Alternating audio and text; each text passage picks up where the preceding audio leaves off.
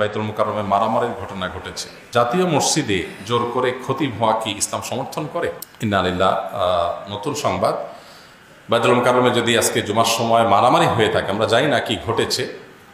প্রশ্নকর্তা যদি নিশ্চিত হয়ে থাকেন, যদি এরকম ঘটনা ঘটে থাকে, তাহলে এটা হবে আমাদের জন্য খুবই লজ্জাজনক এবং খুবই দুঃখজনক একটি ব্যাপার।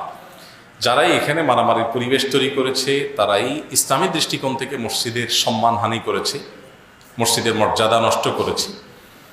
যদি কোনো ব্যক্তি ইমাম নিযুক্ত হন, তাহলে সেক্ষেত্রে তার নিজের যে ইমেজ, এটাকে পরিষ্কার রাখার দায়িত্ব তার। কারণ ইমাম এমন ব্যক্তি যাকে সবাই অনুসরণ করবে, অনুকরণ করবে। বিধায় কোনো ইমাম যদি নিজের কর্মকাণ্ডের কারণে তিনি বিতর্কিত হয়ে যান, তাহলে সেক্ষেত্রে সেই ইমামের কর্তব্য হয়ে যায় নিজে থেকে সরে যাওয়া। এটা যে কোনো মসজিদের জন্য প্রযোজ্য। হ্যাঁ, অহেতুক বিতর্ক সৃষ্টি করছেন সেটা এক জিনিস, কিন্তু আপনার মুসল্লিদের মেজরিটি আপনাকে চায় না, এরকম জায়গায় জোর করে ইমামতি করা শরিয়ার দৃষ্টিকোণ থেকে জায়েজ নাই। নবী করিম সাল্লাল্লাহু আলাইহি সাল্লাম সেই ব্যক্তির সমালোচনা করেছেন বা সেই কাজটাকে তিনি নিন্দা হিসাবে উল্লেখ করেছেন, হাদিসে আখ্যায়িত করেছেন।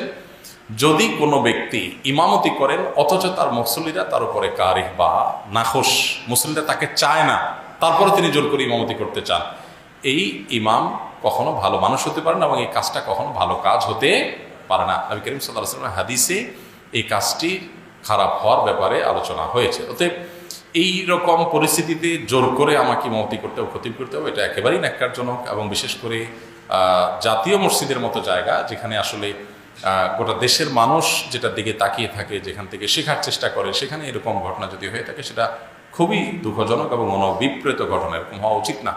মসজিদের আদব লেহাজ আমাদের সবাই বজায় রাখা উচিত। সবাই, কোনো যুক্তিতে মসজিদে মারামারি, কোনো যুক্তিতে যে মসজিদই হোক, সেটা গ্রহণযোগ্য না। আল্লাহ তাআলা আমাদেরকে হেদায়েত দান করুন।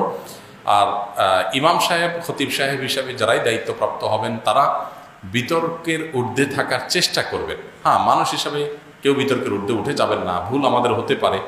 কিন্তু যদি মেজরিটি মানুষের কাছে আমি বিতর্কিত হয়ে যাই, বা মেজরিটি মানুষ যদি আমাকে না চায়, তাহলে সেক্ষেত্রে আসলে জবরদস্তি সেখানে জায়গা বা চেয়ার দখল করা বা ইমামতির জায়গা দখল করে রাখা, এটা একেবারে অযৌক্তিক। মসজিদের সম্মানার্থেই, আল্লাহর ঘরের সম্মানার্থে, দিনের প্রতি শ্রদ্ধার জায়গা থেকে আমাদের এই সমস্ত ক্ষেত্রে দায়িত্বশীল হওয়া উচিত। কি ঘটেছে সেখানে আমরা পুরোপুরি যদিও জানি না, কিন্তু যদি বাইতুল মুকাররমে এরকম ঘটনা ঘটে থাকে আজ, সেটা হবে আমাদের জন্য খুবই লজ্জাজনক ঘটনা এবং খুবই দুঃখজনক একটি ঘটনা।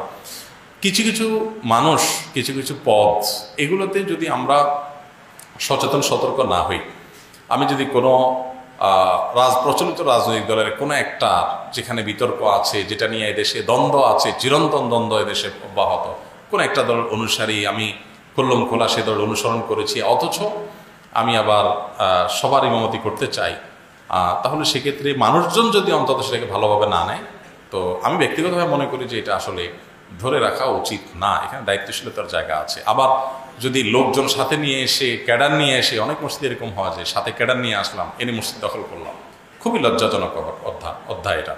ক্যাডার নিয়ে দখল করাটা যেরকম লজ্জাজনক, ক্যাডার নিয়ে উৎখাত করাটাও লজ্জাজনক। এগুলো কোনোটাই আসলে আল্লাহর ঘরের শানের সাথে যায় না, আল্লাহর ঘরের প্রতি আদব লেহাজের বরখেলাপ।